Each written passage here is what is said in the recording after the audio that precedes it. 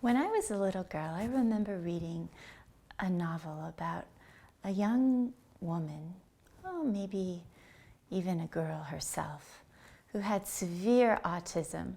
Autism so severe that she never said a word. But one day, she was befriended by a woman who had spent her years swimming with the dolphins in Hawaii.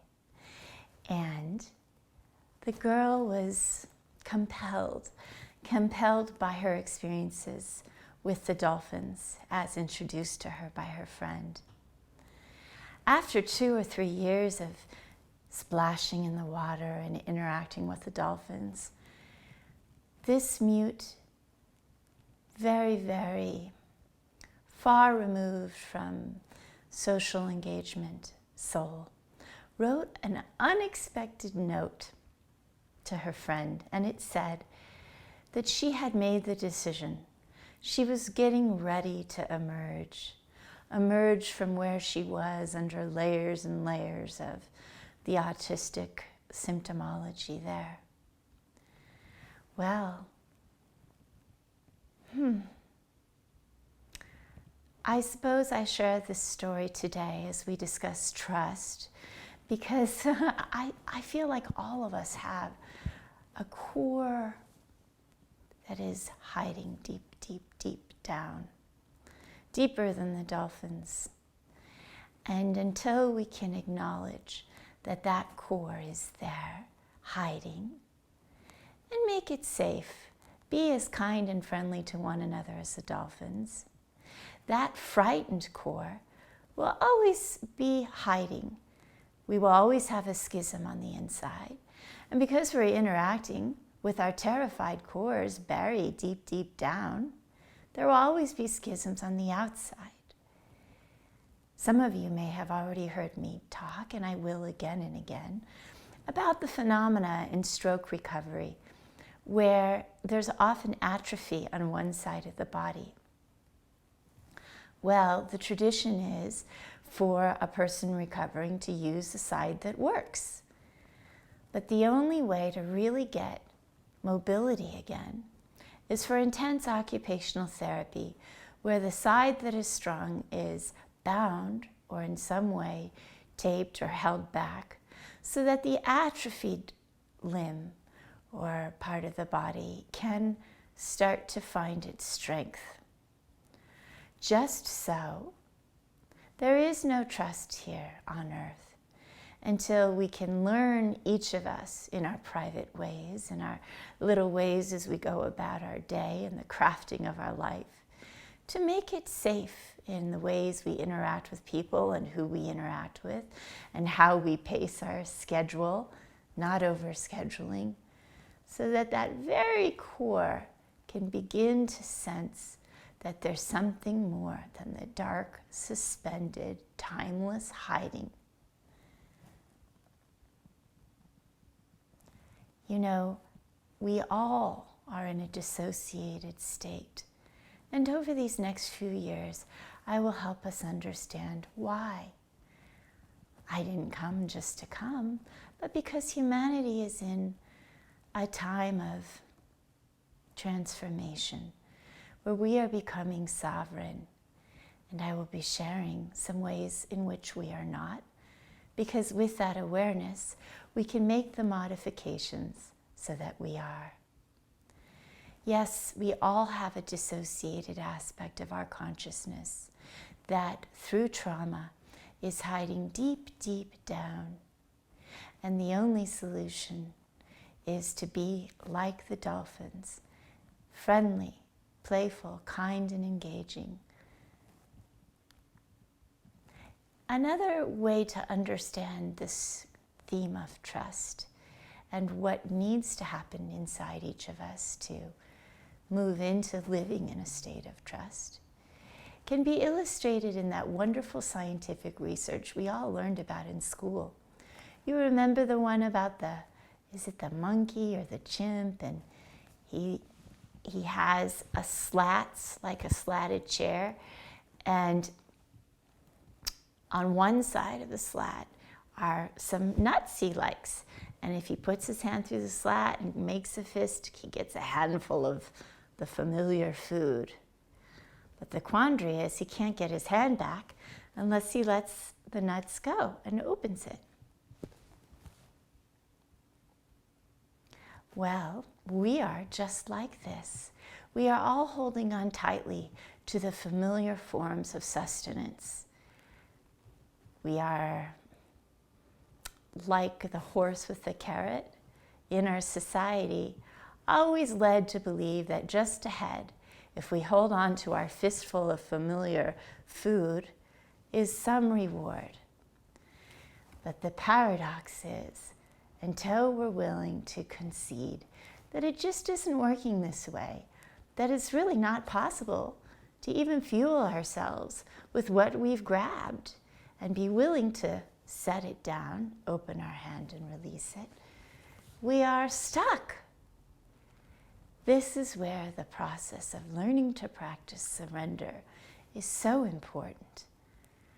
As my friend Jeffrey VM has taught me, nothing works without trust. Well, we're not working really as a planet, as a humanity, because of this complete absence of knowing how to demonstrate trust to one another, or even how to trust our own selves. So surrender is the willingness to let go of what we know that we can even acknowledge isn't working, so that we can be repatterned and recalibrated by what we do not know. It's sort of like the metaphor taught to me by Dr. Betty Cannon of being in a place with lots of vines. Why, my middle name is Liana, which is the vines in the jungle.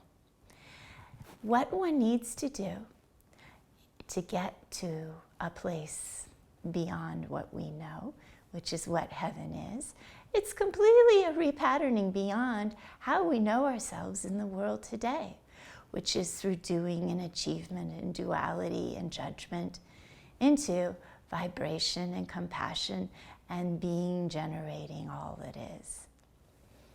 So, her image that I love so much is that of holding on to one vine. They're in the jungle of your reality, and you need to get to this other vine. There has to be a moment, an in-between moment, where you're not holding on to the old vine, but you haven't yet caught the new. You're suspended. That's what it means to practice faith. To believe that you will be held, to believe that you don't have to hold on to make it all work, that you are supported by something much greater than you.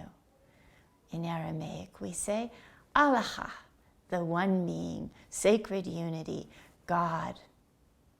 We are all held in the great hand of God. And if we can really trust that according to our traditions, we can make some progress here into heaven. Heaven is the next vine. The other reason why we struggle to trust is because it's kind of normal where we are now in our collective development to not really respond in an open-hearted way when we meet something unfamiliar. I'm reminded of a dear friend of mine. We went for a walk one day in the Pacific Northwest, where I was living for about a year, and she had lived there for many years and loved the rainforest so much. And she was teaching me about all the different flora and fauna of that area. When all of a sudden we came to something flowering that she didn't know what it was. Well, this is what it was like. She said, "Oh, I don't know what I think of that. I don't know what that is. I don't know. And her immediate feeling was that because she didn't know, she needed to be closed and she didn't like it.